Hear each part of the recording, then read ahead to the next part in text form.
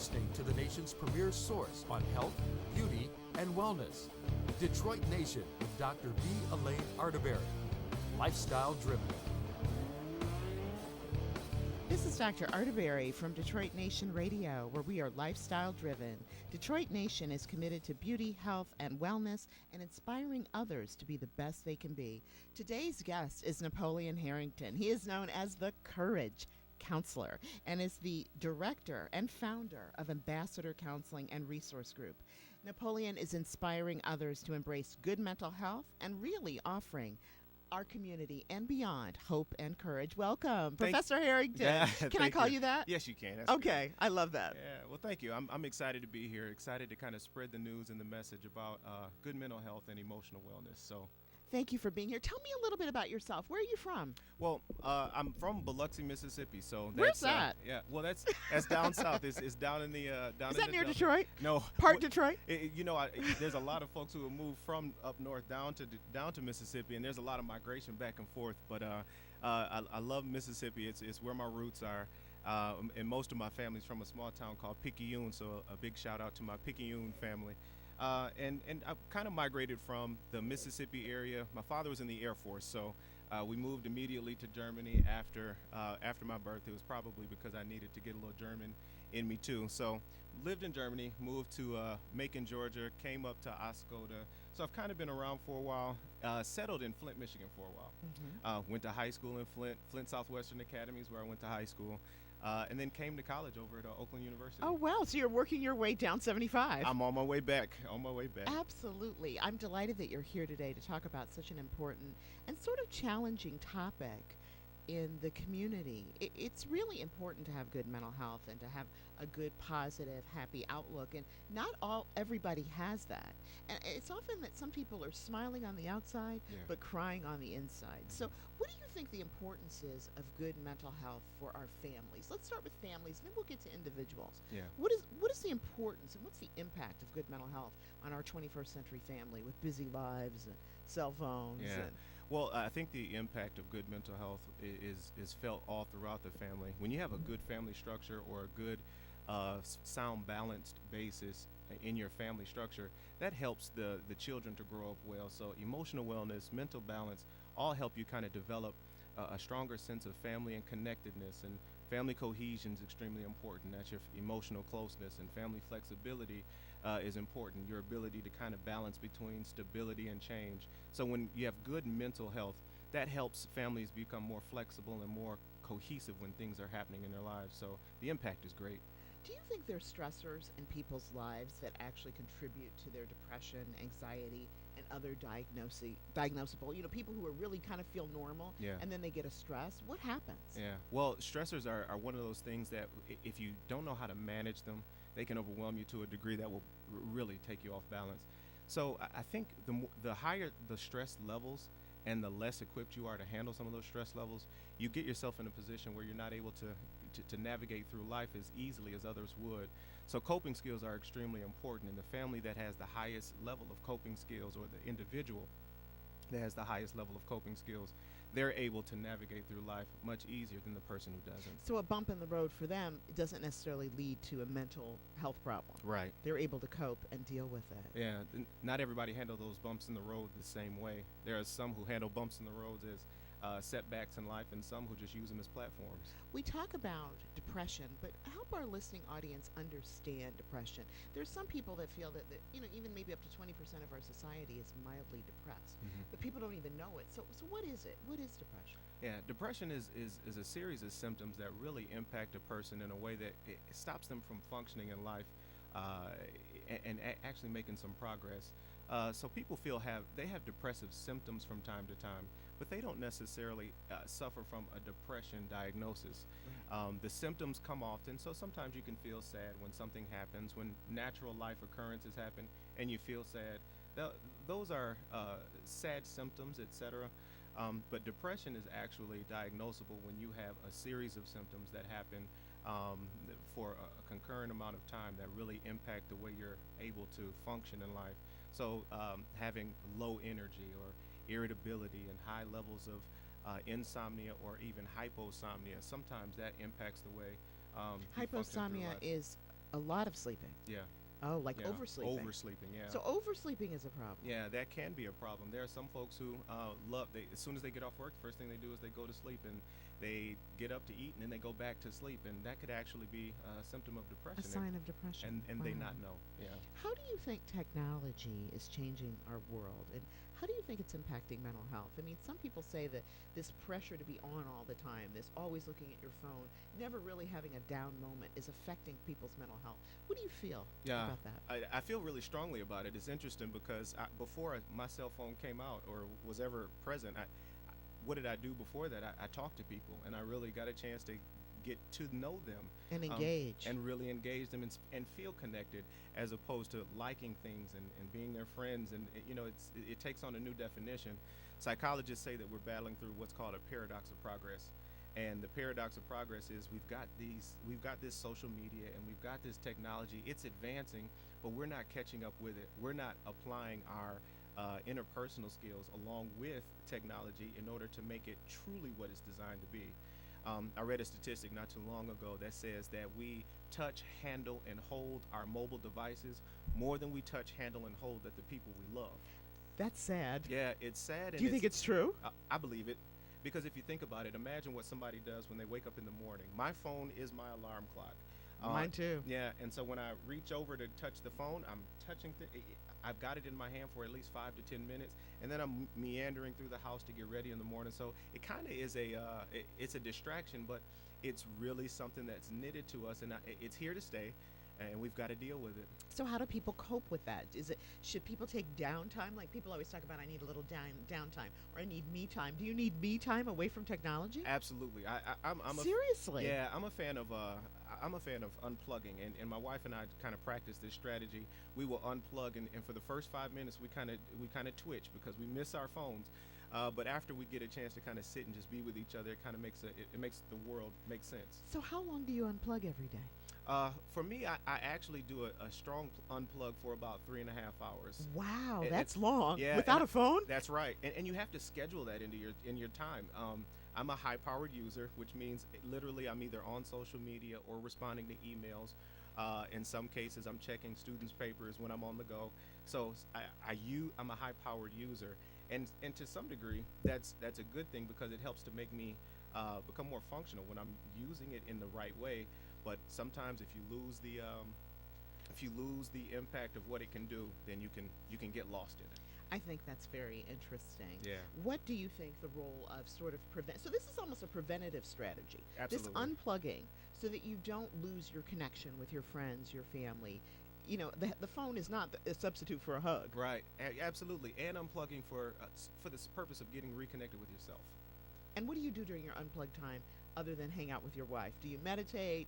Do you paint? Do you read? Do you exercise? What do you do? Yeah, I'm a huge fan of just kind of sitting and praying or sitting and reading.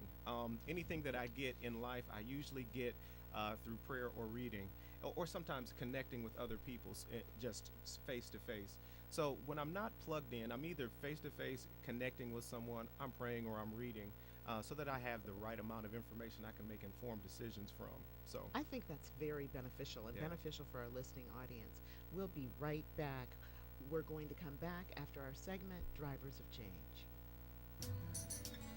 Detroit Nation with Dr. V. Elaine Arterberry, driving the nation to health, beauty, and wellness. Drivers of Change, showcasing to the world the innovators from Detroit, Michigan, and the nation that are shaping the country. Drivers of Change. Today's driver of change is Kenneth Bancroft Clark. Kenneth Bancroft Clark was a famous psychologist born in 1914, died in 2005. His work was essential in the case of Brown versus the Board of Education. He pioneered the famous doll study. He studied the responses of more than 200 children, African American children, who were given the choice of white or brown dolls. His findings illustrated that children's preference for white dolls from as early as 3 years old. Thus, he concluded that segregation was psychologically damaging, which played a role in the Supreme Court decision that outlawed segregation. Additionally, he was the first black president of the American Psychological Association, and for that reason, we have named him today's driver of change. Napoleon, what do you think of Kenneth Bancroft Clark? I think his research was absolutely phenomenal, and I just watched something that was more recent on a documentary that said that they reduplicated his study. Oh, in recent times. Yeah, in recent times, and the information still remained true. That the image that young African Americans have of themselves, they don't associate with healthy living or healthy psyche.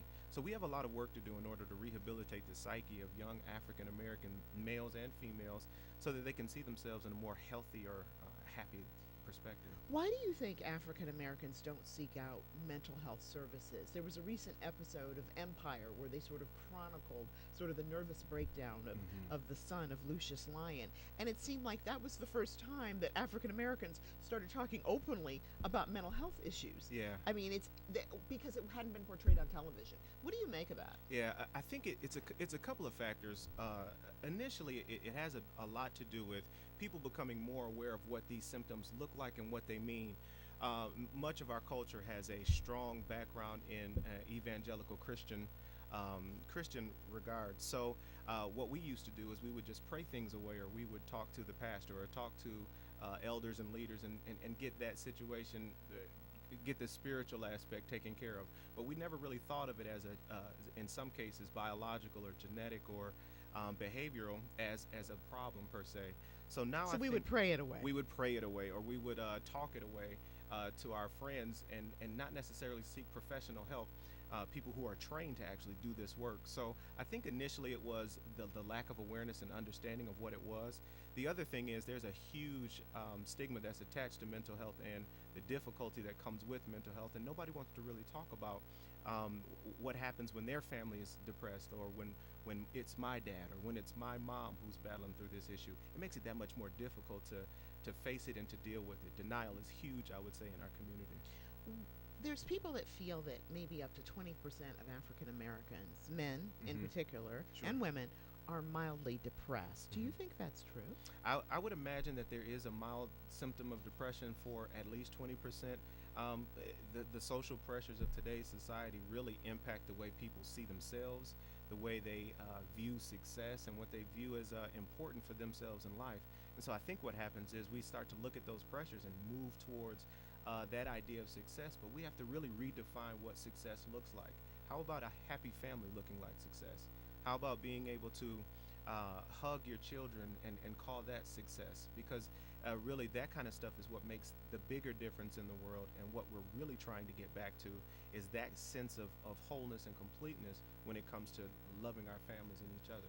Some people feel that the influence of social media has caused depression because people portray these fabulous lives, great pictures that may or may not be true. Yeah, most right? of the time not true. Exactly. And Yeah. so people feel that their own life may not be as meaningful or as exciting because they're not a celebrity on Facebook. Do you Right. think that impacts African Americans? I think it does impact us, and I think the other thing it does is it has us shooting for things that are misdirecting our purposes. There are some people who have a very strong sense of purpose, and when they do post things, you'll see their level of success. But then there are some folks who don't necessarily have a strong sense of purpose, and they're looking for anything to help guide them. And so when they see some folks posting their successes, they think they've got to do the same thing. So they kind of lose themselves and their sense of purpose and what they see being posted. I'm a fan of making sure that whatever I post is authentic, or whatever I see is authentic, and I do my best to. That's one of the reasons why I unplug, because it's easy to kind of fall into the I guess the snare of being watching people and watching their progress, and not mismatching my idea of success and progress. I call it the culture of comparison. That is so true. And comparison's a thief of joy, so it's almost impossible for you to stay happy if you're comparing yourself consistently. Professor, you're such a philosophical guy.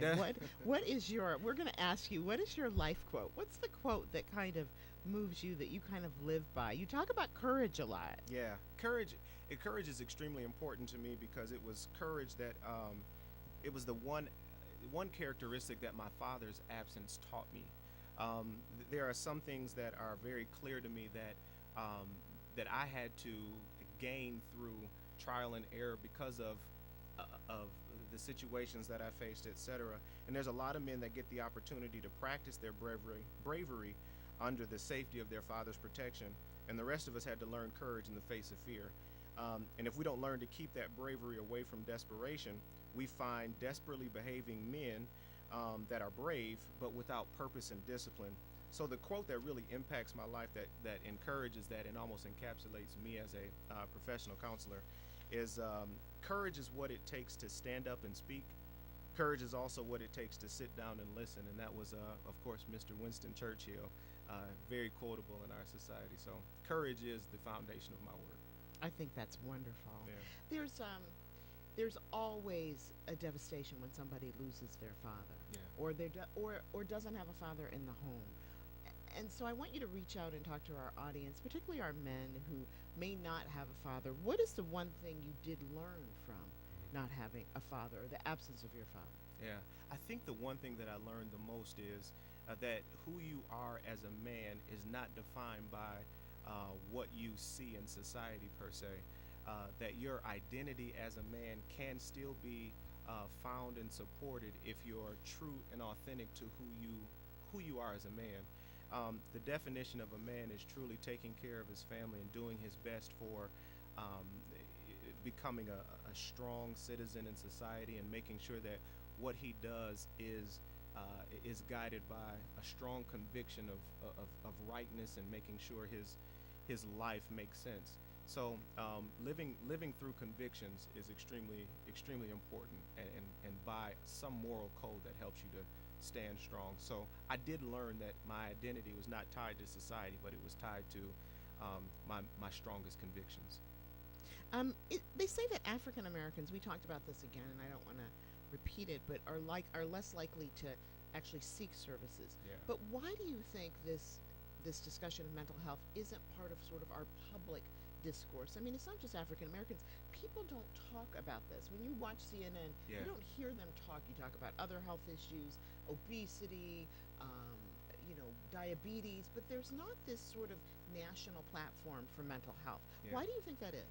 I think initially because we didn't have enough information to understand it, and again the stigma of being able to say, well, this person's in my family, because everyone who's battling through some mental illness is related to someone, and those people that are related to them, they love them, and sometimes they're ashamed of them, and so the shame that's attached to stigma, that makes it really difficult for people to identify it. You think there's more shame to a mental health issue than, let's say, diabetes or obesity or hypertension? Absolutely. Which are huge issues. Yeah, absolutely. If you think about it, there is some tangible matter of diabetes, so you can treat it in terms of lowering your blood sugar and doing all those kind of physical attributes. But when it comes to mental illness, if there's something wrong with my mind or my brain capacity, then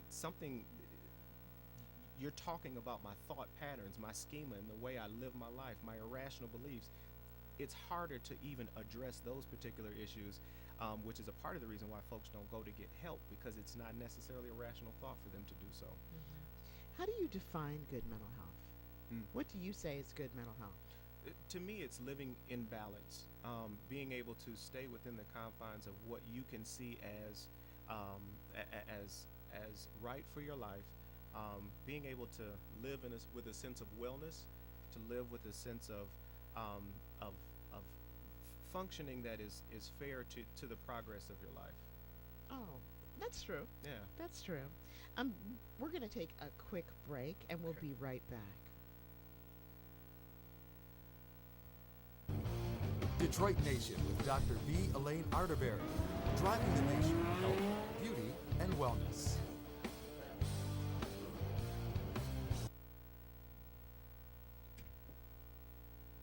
Hi, this is Dr. Elaine Arterberry with Detroit Nation Radio. I'm here today with my guest, Napoleon Harrington, the founder and executive director of Ambassador Counseling and Resource Group. Now, this is interesting. This is an organization dedicated to providing youth, families, and professionals with proficient counseling service and real practical guidelines to improve their quality of life, as well as the ideas of personal success. How did you come up with this? It's just not a counseling office. It's more than that. Yeah, well, one of the things that we really take pride in is the ability to give effective and efficient services to the clients that we serve. And how we came up with it, well, there was initially the idea for Ambassador Counseling and Resource Group. As the founder, it kind of stuck with me when I was finishing my degree program at Oakland University, my master's in counseling. And then I was able to meet a few people along the way that have helped to spur along the idea. As the idea continued to spur along, we cooperatively got together and decided to, and Dr. Rashawn Fuqua is the one of the co-founders. Cheryl Merchant, right? And Dr. Cheryl Merchant right now is also one of the founding members with, along with Lisa Green. We decided to get together and make this thing a little bit bigger than what we believed our purpose is to be, and it's actually doing pretty well in terms of impacting people and making sure the quality of life that they have is more fulfilled. Oh, that's wonderful. Yeah. So, are you excited about your work? Oh, more than excited. I don't think there's a day that I go home thinking I'm in the wrong field or I'm doing the wrong thing. I know that every time I step into either the arena to do a workshop, a counseling session, or even when I'm on campus, it's very clear that I'm in the calling that I was supposed to be called in. One of the things that people suffer with, particularly in an urban environment, is the effects of violent crime, not just to themselves, but to their community.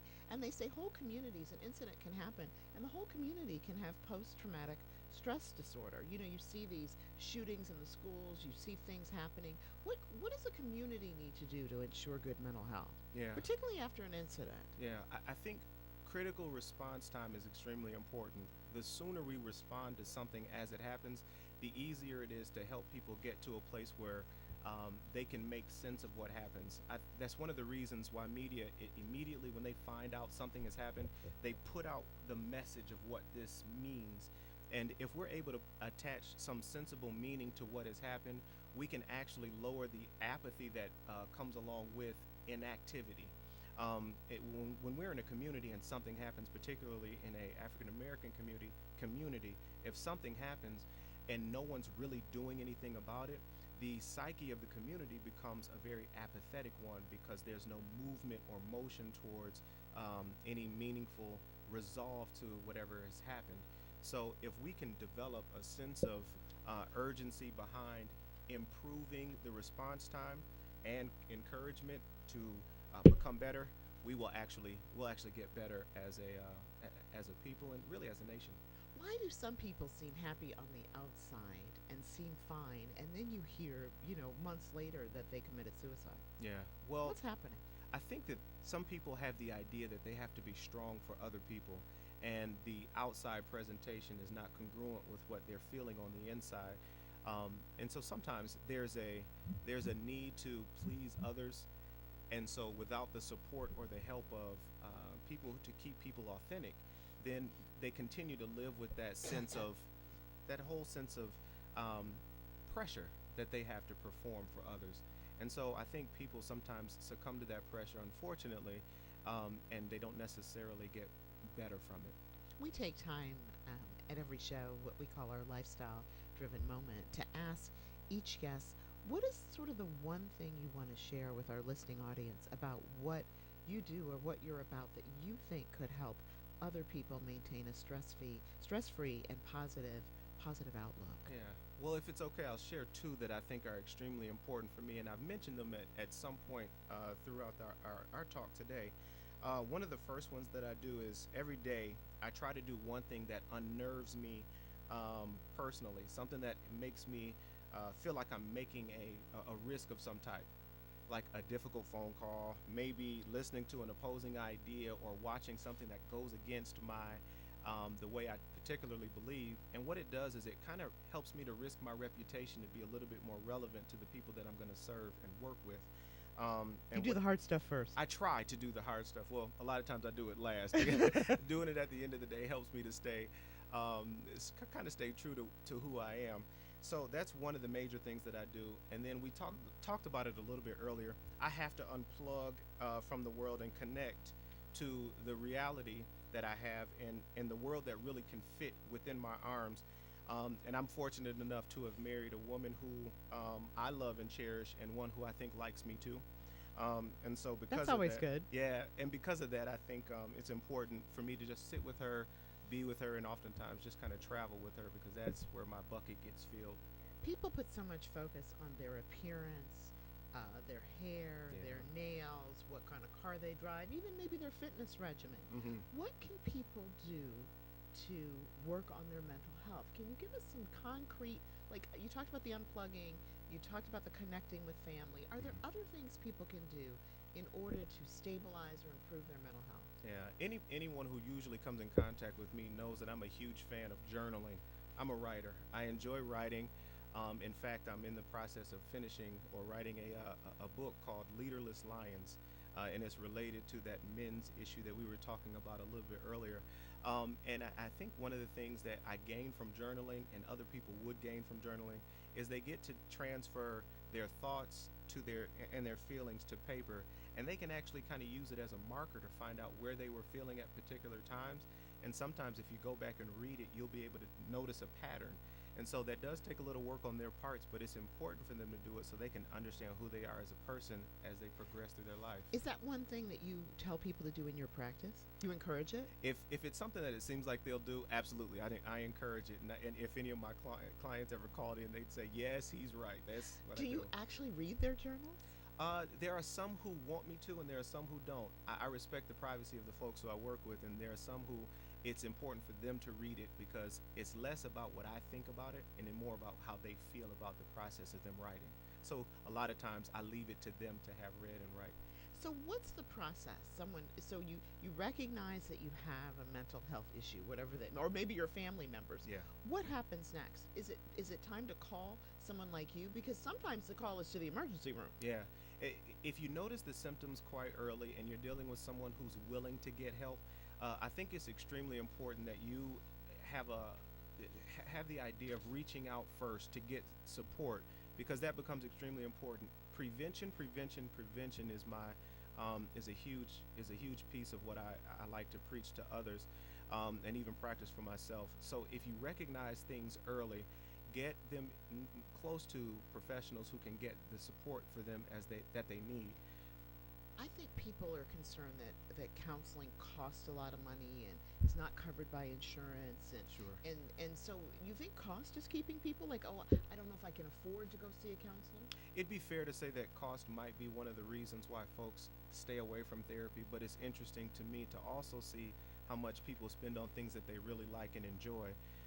And if they see the value in the therapy or the therapist that they're working with, I think they would pay attention to how the cost does affect them moving forward. And if they value the process, then I think the cost is less of a problem. How can people get in touch with you in case they have a need either now or later? Save your information in their phone in case they do need to outreach and need a counselor before, like I say, they call the emergency room. Sure. They can always call us at www.ambassadorcounseling.com. Our phone number is 1-888-618-6226. You can follow us on Facebook, Ambassador Counseling. You can also follow us on Instagram at Ambassador CRG. We are on, there's another social media, on Twitter, Ambassador CRG. And they can follow us on any of those mediums and contact Napoleon Harrington. Oh, I think it's great. Yeah. I think it's been a really great discussion about what we need to do. Is there anything else you'd like to share with our audience today? I think it's important for them all to remember that it's never too early and it's never too late to get support or to get help for somebody that they love getting that help. So please feel free to give us a call and contact us because we're there to give that support. Do you work with all ages? Do you work with kids too? Within the practice, we do have folks that work with all ages, and yes, I do engage folks with What's my your young people. favorite patient to work with? You like men, women, or does it matter to you? I think I'm finding myself stuck with couples. Really? Yeah, I'm seeing couples a lot, and it's working really well. I'm also seeing a lot of men who are attempting to reintegrate into the family or find some way to support their children, and women who are of the college age trying to find and make sense of their And make sense of their lives. Yeah. Oh, it's such a pleasure. Yeah. I'd like to thank our guest, Napoleon Harrington, founder and director of Ambassador Counseling, to come here today. It's been a great discussion. This is Dr. Arterberry for Detroit Nation, bringing you the latest in health, beauty, and wellness. Follow us on Twitter, Facebook, and Instagram at 313 Nation Radio. Thanks for tuning in, and as always, achieve your personal best, then beat it.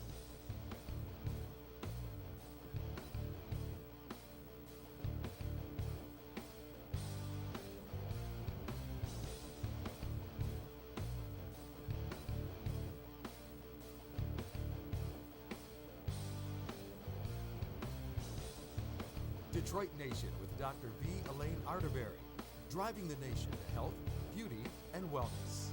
Lifestyle driven.